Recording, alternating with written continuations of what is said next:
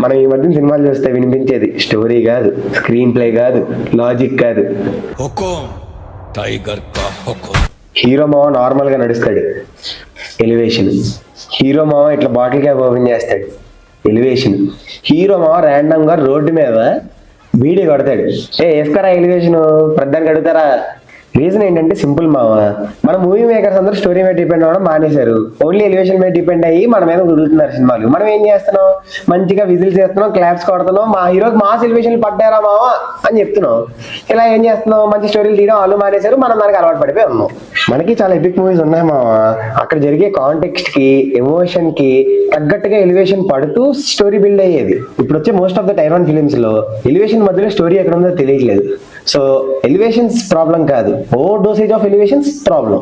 So బిర్యానీలో మసాలా వేయండి, మసాలాలో బిర్యానీ వేయకండి, కానీ ఎవరైనా ఫాలో చేసుకోండి.